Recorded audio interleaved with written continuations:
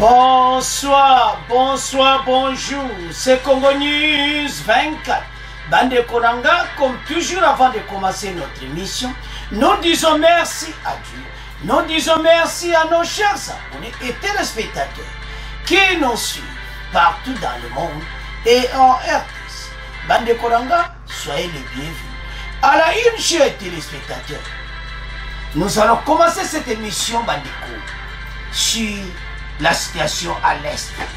Bandeko, ni de makamunyo sobayokari expiré. Alors, on va commencer avec l'Union européenne, Bandeko Nangai.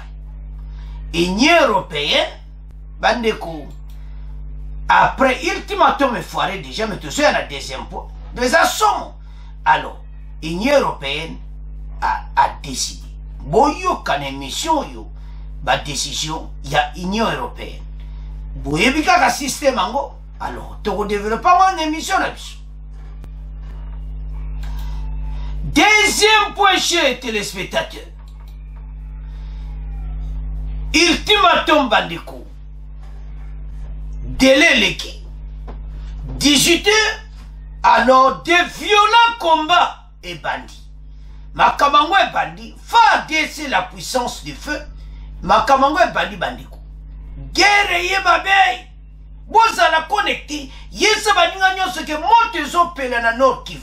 Parce que délai va faire ça qu'il 18h, 18h et c'est l'équipe. Alors, tous allez connecter. Peut-être développer mon émission là-dessus. Bandeko, on va commencer cette émission avec l'Union européenne. Quand on est au théâtre, est-ce qu'on va décider? Pourquoi pas batindaka batuna baye M23 ketika? Mais ma kamba zolo en parabole et zo salamawa. Balobi, MC Rwanda atika ko supporter armée rwandaise wana kaka ino kezaka bango moko. Atika ko supporter M23 mais zaka bango. Mais bozo atika. Mais Rwanda yazaka kana kati ya masolo. Et le Union européenne et le France. Et le Union européenne et le Belgique.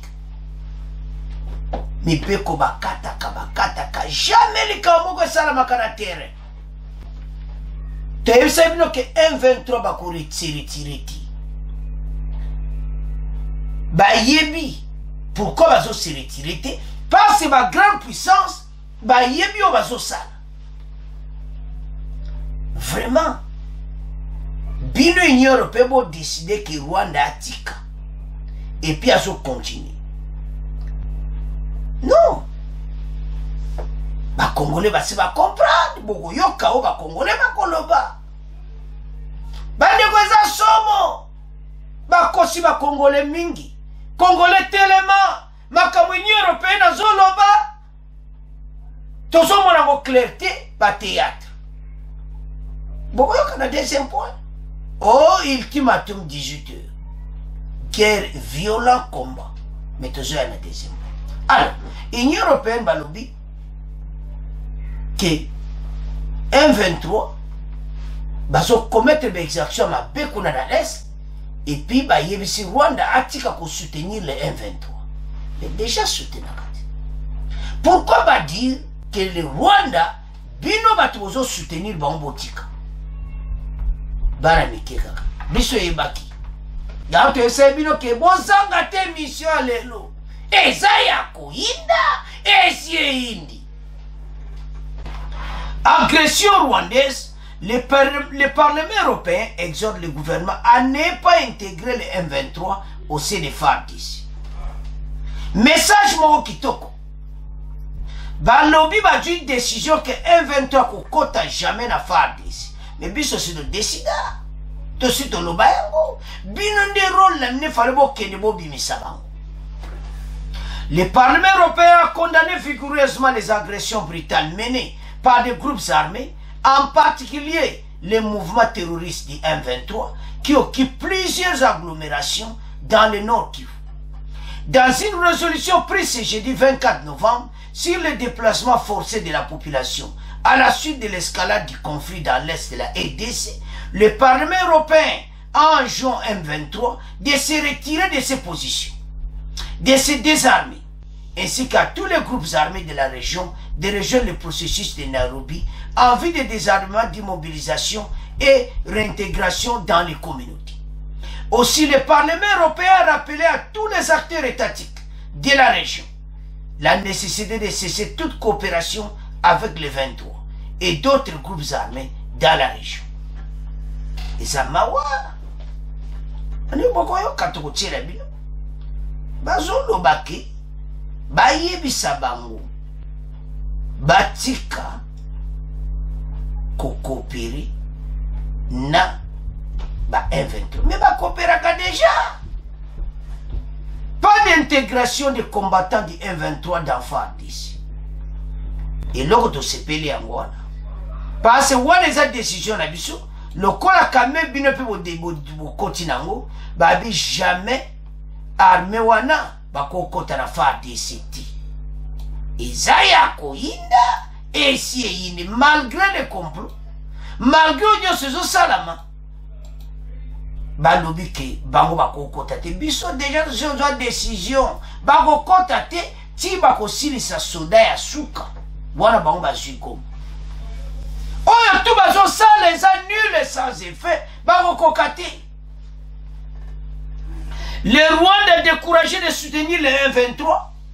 Après les USA, même le Conseil de sécurité des Nations Unies, le Parlement européen, à travers la résolution de ce jeudi, c'était hier, reconnu plusieurs mois d'attaque des positions de FARDC, de l'armée gouvernementale, de la RDC. À cet égard, le Parlement européen a encouragé vivement le Rwanda à ne pas soutenir ces mouvements terroristes. Parce que ba prison ba exaction bokoyoka awa, c'est-à-dire onyo sezo sala mana Rwanda yemo paso kota na kata ba piège. Alors balobi Rwanda tika ko soutenir ba mais ba soutenir ka déjà bandeko so tala dossier oyo o comprendre au mona penaki e yindi na Parlement européen bandeko bango bayebi bandakala que Rwanda a soutenu Kanaye bango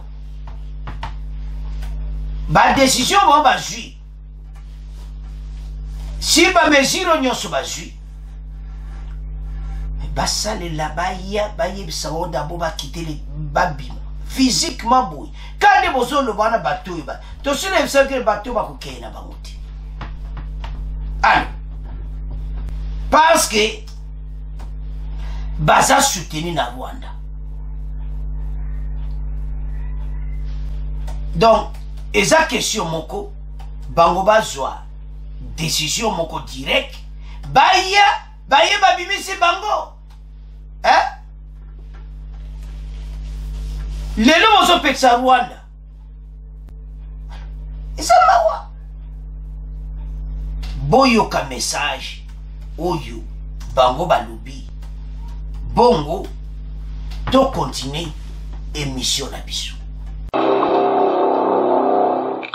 Madame, Messieurs, bonjour. Le Parlement européen condamne vigoureusement toutes les agressions brutales menées actuellement en RDC par des groupes armés et encourage vivement le Rwanda à ne pas soutenir les rebelles du M23. Ceci est contenu dans une résolution rendue publique jeudi. Le Parlement européen s'est dit également préoccupé par la dégradation de la situation humanitaire déjà alarmante en RDC du fait des conflits armés dans les provinces. Grâce à Mzati nous en dit plus. Dans cette résolution, le Parlement européen invite l'Union et ses États membres à imposer des sanctions à l'encontre des auteurs des violations des droits de l'homme dans l'Est de la RDC au moyen du mécanisme mondial des sanctions en matière de droits de l'homme et demande que les sanctions à l'encontre des hauts commandants du M23 soient maintenues et étendues afin d'inclure ceux qui ont été récemment reconnus responsables de graves exactions ainsi que les hauts fonctionnaires de toute la région complices des exactions du groupe armé. Le Parlement européen exprime sa profonde inquiétude face à l'ensemble des menaces et des violations des droits de l'homme subies par les femmes et les filles lors des conflits armés et reconnaît que les femmes et les filles sont particulièrement menacées car elles sont souvent spécifiquement prises pour cible et sont davantage exposées à la violence dans les situations de conflit et d'après-conflit, ce qui les empêche de participer au processus de paix. Ainsi, le Parlement européen prie instamment la communauté internationale de prendre des mesures mesures concrètes pour mettre un terme à la violence actuelle, notamment en encourageant la promotion du dialogue et des solutions non violentes et en soutenant les processus de médiation régionale ainsi que les processus de Luanda lancés par le président angolais Joao Lourenço. Bande Kotolandi. Sikotoli makambo. Boza koyebsa Rwanda te atika ko soutenir bon mais a soutenir déjà vous le savez. Alors bango baza batu mo fo batinda pena batu ba ye balu bino allez libanda botika RDC. Mais ils ne le font pas. Basala ngo ndengo wanati. Pona bango donc kaka likolo meto kende wapi. Bande ko l'heure est grave. Botele mapona mboka.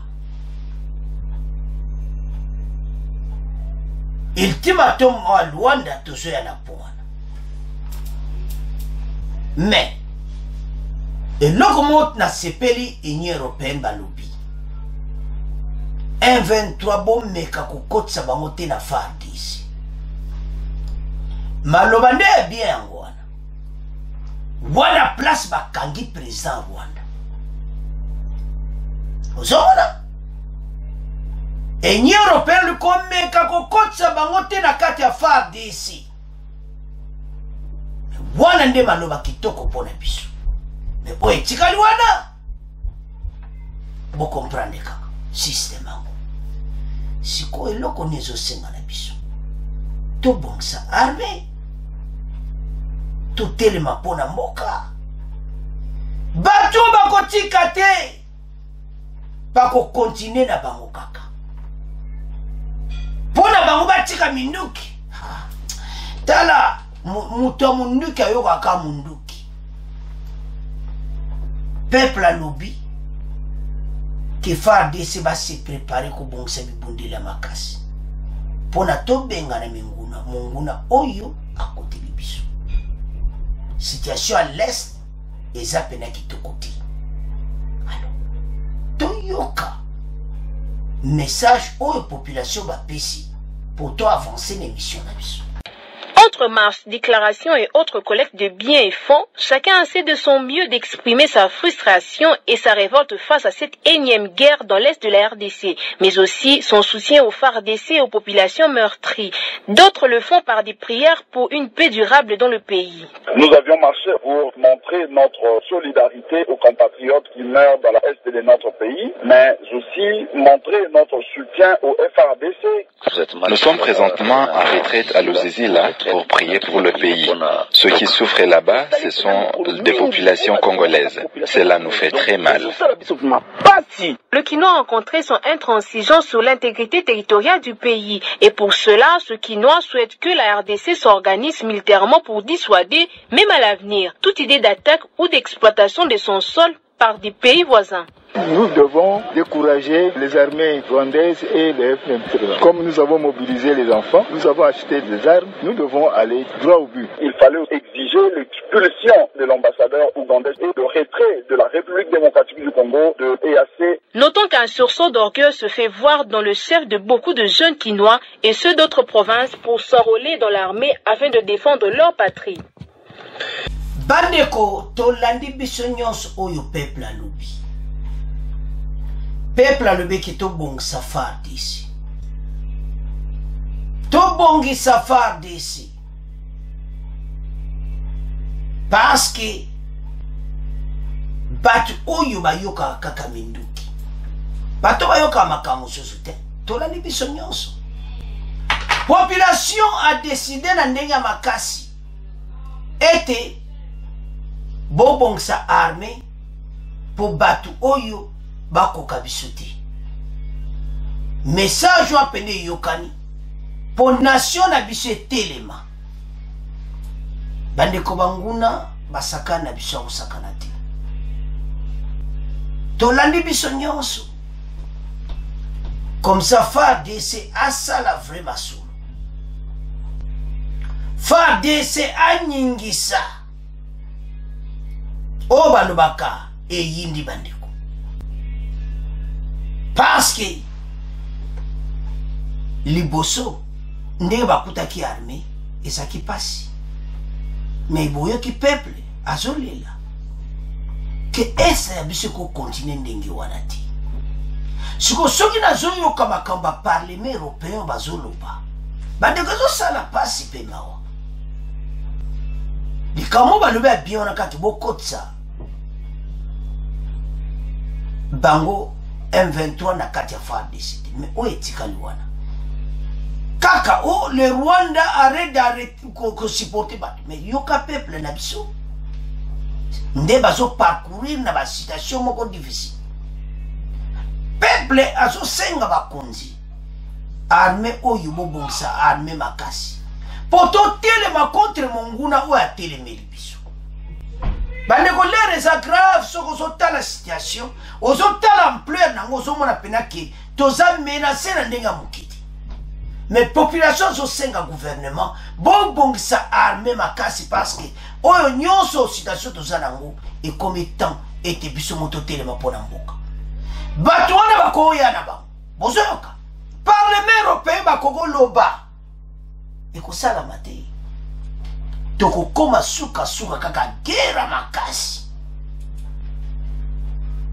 Ezo senga menane ya ONU a libéré bakama ba arme yoana ndenge to boyoka ki ne mission yoana elekaki ete ba libéré embargo wana eza shuki biso soma ba arme na sonde to lingi to nika bato bande to landi peuple wana soko so ka bazonu bana bonne volonté te armée na biso to sala besoin armée ya makasi ba recrutement zo sala ba konzi bot baksambo minduki ya makasi jamais bato wana tosi tolobaki bakokoka biso te ata ba menace tout ce qu'ils font ekozala mao alors tokende directement na po wana oyo ezoleka na est ultimatum epesami me bato yango nayebisa ibinoti que vendredi le 25 yango toza na émission la guerre de violents combats oyo balobaka de violents combats oyo kaka osakana ti totanga bongo to avance. Chers téléspectateurs, oyo kaka de violents combats à l'est de la RDC oyo balobaka esi eyindi parce que moto oyo kaka de violents so balobi de violents combats c'est-à-dire ya kosakana te parce que tango ekoki bato oyo bapesi bango ultimatum mais bango te bango bamoni te bacontinue malgré ceci le fait.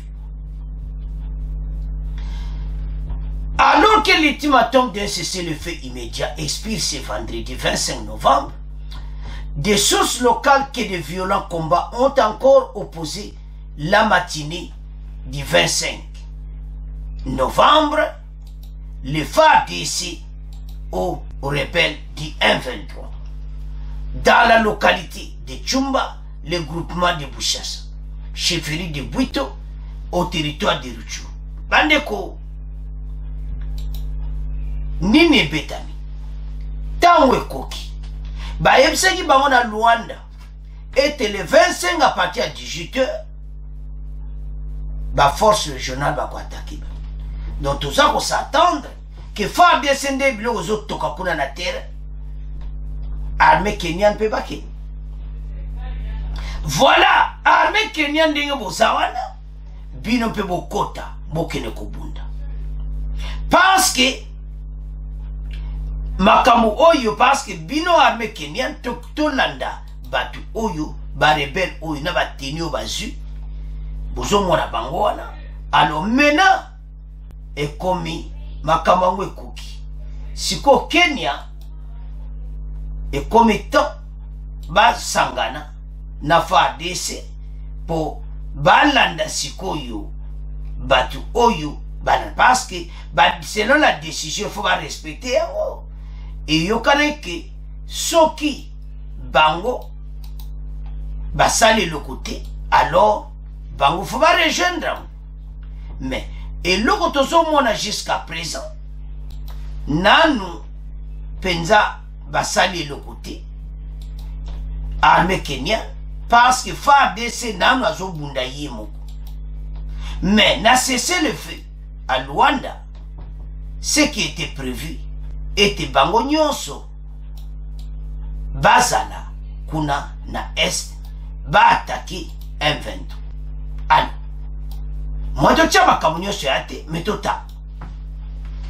Des sources de la société civile locale, nous apprenons que c'est entre 6h et 8h locales que des tirs nourris ont été entendus dans la localité de Tchumba.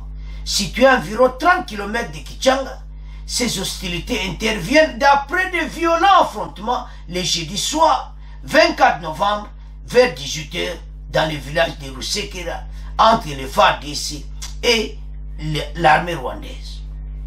FARDC aloba kozonga sima te bandeko peuple aza ko encourager ba biso toza sima FARDC parce ngai naza sito kolonge tumba. Avançons. Des habitants de Tongo ont témoigné d'avoir observé jeudi 24 novembre de nombreux renforts de rebelles prendre la direction de Bichumba, Bukombo et Kibirisi, ce qui accroît la panique dans la région. Certains sources militaires dans la zone qui affirment avoir encore le contrôle de leur position dans le groupement de Buchacha confirment des mouvements de population qui se mettent à l'abri des combats Oyo Kakabande Konangai et d'autres dans les territoires de Masisi. Donc FARDC azo maintenir position na yi. Azawana akokende paiti. Batu Oyo il faut pas vivre yango. C'est le fait immédiat, baboudé. Les M23 bout, c'est quelques heures après la signature de cet accord. Le mouvement terroriste du M23 déclare n'est pas obligé par ces documents de Luanda, qu'il rappelle qu'il n'était pas à la table de négociation. Pour ce qui est à la fin des hostilités, le porte-parole du mouvement Laurence Kayuka explique qu'il n'y a pas d'attaque contre ces positions. Le M23 respectera un cessez-le-feu qui dit d'ailleurs d'appeler au plusieurs semaines.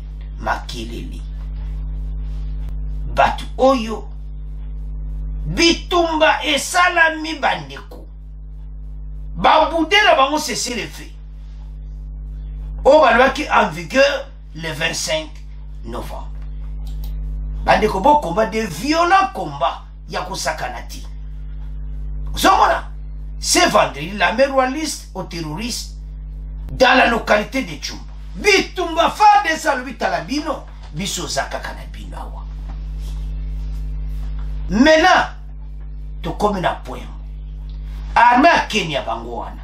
Bangoane bozoma na photo assez.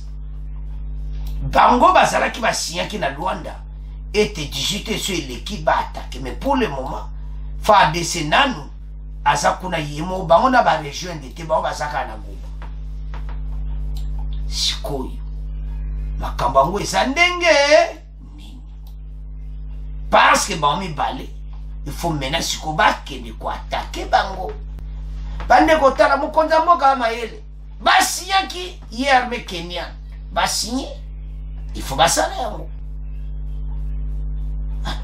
maintenant dossier o balobaki esi makambango ebandi babude na bango cessez-le-feu bakonzi na bango nde bozomona balobi tala bokende te bakonzi na bango oyebika bakonzi na bango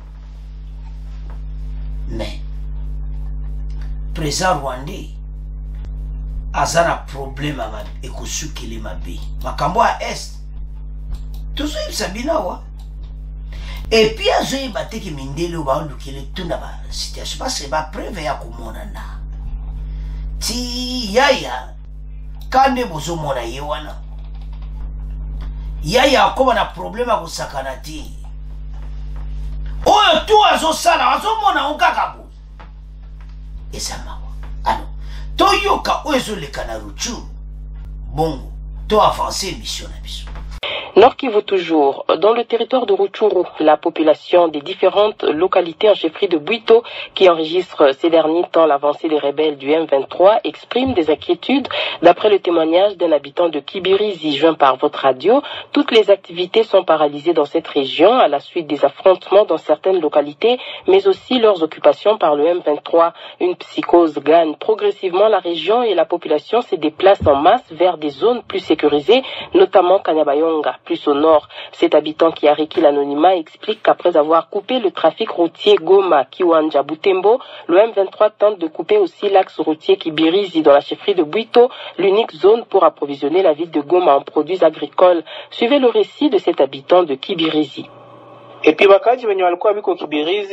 habitants qui étaient à Kibirizi, Bambou, Kishiché commencent à quitter pour se diriger vers Kanyabayonga. Nous nous demandons en quoi notre gouvernement nous aide dans ce moment de psychose dans notre entité de Rutshuru, précisément à Bwito. Nous, la population de Kibirizi, nous voulons aussi fuir pour aller à Kanyabayonga, mais nous nous demandons comment nous allons vivre là-bas.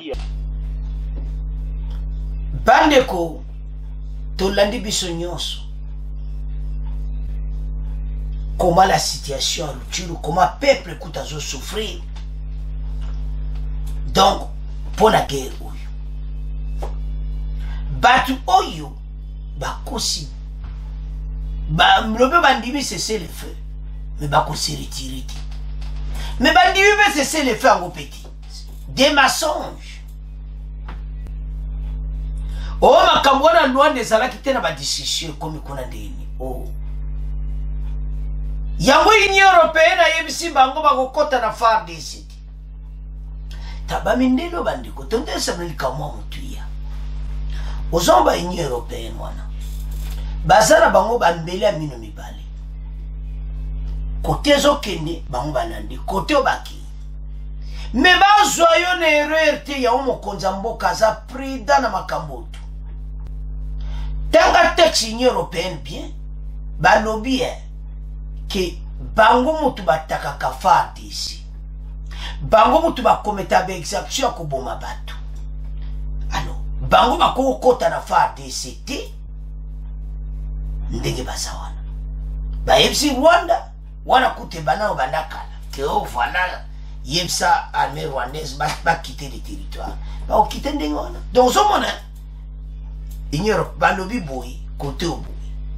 Ba ozo ba position na bango. Siko biso mokonde to mijo en charge.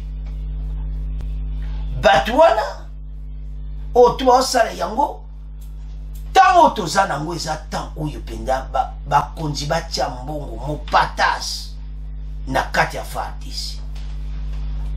Ekipe kopola te. Bande wongao na zolo bakona e muzinda makambo na zo mona yango. Na yeb sabino ke non toko twa defetti. Armée rwandaise bakotika na kozwa Goma ti. Malgré boyoka na 2014, 2013 mais oyo ti. Ba yimi na bango ke bazo ya ka pression pour biso changer ba stratégie to yoka na bango. Pas de négociation. Tozonga siko na ultimatum. Na biso pena to mempenga mbo. Ezo sala pasi. Lobi biso lo bakiti. Toze la 18 ke bakotika minduki. Bako se retirer na ba. Bayaya babude. Bako se retirer te. Ba lobi basali cesser le feu mais bako bimate na ba zone oyo bazo occupé. Entre-temps, ba attaquer FARDC ka na position na ba na Bukasa. C'est vendredi lelo. Na ton. Maintenant, ba lobi pour 18h, bandimi cesser le feu, mais ba kopimati. Bandi otozoka na très bien. Donc, situation n'est commis. Tala, bobeta bon kabilo. Mais ba éviter que oyo tuwana eza ba stratégie ka mukonzi pe eza kitoko parce que to signé biso nyonso na bino armée kenyane. Armée kenyane yona yene ya pambati. Mbongo ebimi. Union européenne, particulièrement la France, va pesi mbongo pour armée kenyane baïa. Mais peut-être basana ba code na bango o bato ba pesi mbongo ke moni boy bobo. Mais le ba na terrain ba kutana ba stratégie ba konza mboka. Luanda to signé biso nyonso soki na 18 ba kitete force IAC to ko attaquer ba. Mbala moko Uganda masolo ko yesi. Ezaya ko inda esi indi wapi Uganda. Tepsa kibino.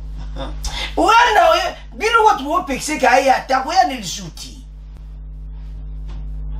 Oh, et combat scientifique to attaquer M23.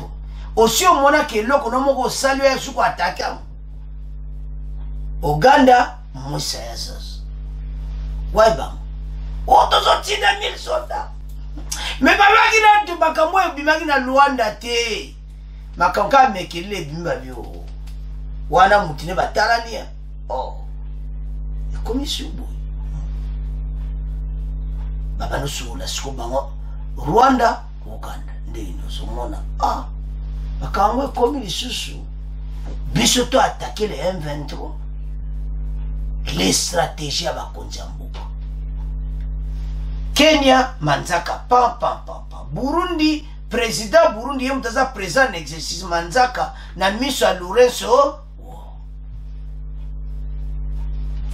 M23 kuna boudé na e, alobi andimi cessé le feu. Na 18h. Mais, a okite na eti. Ezaya kuinda, esi indi. Maintenant, les forces yasi fuwasa nini, ba attaquer ba. Siko Uganda ko attaquer ba oneni. Pasa na lero bo ko ta bo attaquer ba. Uganda masola ko ya abuo pia omone lisusu ti. Dossier va se signer sili. Il n'y a pas d'autres dossiers. Tout le bateau. Maintenant, ba ko attaquer ba on ndenge ya mukite. Tout ça c'est là. Fade sa so bunda kuna yemo ko lelo na tongo. Mais wana nan 18 to comité bitumba ko sakana ngote.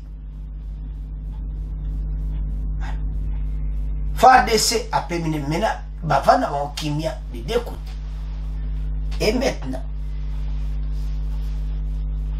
bango ba pesi message que yango ezala ki ba kamo makamo changer na Rwanda. O changer comment? Uhuru Kenyatta azo sala ne boulot na ye. Na ba communauté internationale bazo comprendre Uhuru Kenyatta ti vraiment solo. Lourenço tala dossier tala ti boya faut que na ngubo. Bazo mona ti Uhuru Kenyatta kere ko mona peuple congolais ndenga so souffrir batiki banda kuna bango. Bande ko dossier Rwanda ba signé eza déjà victoire. Lelo ata lelo nde tozomo na 18 rebeti na mu DG ba. Ba ya bazana ba onkaona. Ba pemi na Ruchuru ba pemi na ba pena to ko diede. Biso to yoka kate makam biso yoka aminduki. Boya ba bo benga na biso to yoka kaka minduki. Maintenant baza ko sa prêter. La personne digitale le cookie baké dans mon motif. Donc tout ça qu'on espérait demain matin, FARDC, Sukhoi na likolo, na tongo, armée kenyane pe à côté na masolo, ba beti ba mbiloko. Parce que tikaka ba on a na solo. Uganda déjà mon copé c'est couvert ça. Alors baka bo ba sa jena ADF wana ba cookie na bon. Et c'est de toute façon c'était ça. Bamba yo sa suni. Uganda aya pa bana kubunda na M23 mbotika bajiko. Makauzo mwana polele. Alors, maintenant situation ezaona sikoyo. Ultimatum 18 ici le kinde to sala émission. 18 ici le kina. Bon siko lobby ya tokomba 21 22 siko lobi sikoyo peut-être tozela le mais leona pourquoi ba armée rwandaise M23 balobi bango bandimi cesser le feu mais bako se retirer parce que dossier à Rwanda et ça là qui était sur la table nanani point d'interrogation mais ngapo na ngana zombo na réussite bakonzi balongi mais batoyo bakenda akana minduki et l'eau de salamawa ta l'Union européenne bozolo banayeke ayeb sabatu na batika et bakotika non bandeko et l'autre yeb sabino ke makambo ya est biso nde to bongsa armée toza na armée moko ya makasi armée oyo bango bakokoka te armée oyo so ebeti biloko ya moto eza kokita bakonzi mbongo ebima toyoki peuple wana bazosouhaite armée na biso bazosouhaite mboka na biso ete armée ezala kitoko. Voilà la citation bandeko match eza na ka na biso tosi tolongi ata lelo nde totangi wana yeba ete tosi tolongi match oyo mpe tokobunda ntina suka mpe tokoganye yango yango toyesa bacongolais tozala na kimia ultimatum eleki siko lobi tozozela tomona armée kenyan na FARDC balanse bango bilo mpo bango balobi baokite te eza ya koyinda esi eyindi. C'est à ce point de comment clôturer mission na biso. Bon continuer ko s'abonner massivement. Bon s'abonner na aider Congo bokele ko yoka pe mission kuneza somo. Bongo eza na makambo ozo le karaka na est. Alors merci na ba commentaire. Au revoir. À la prochaine.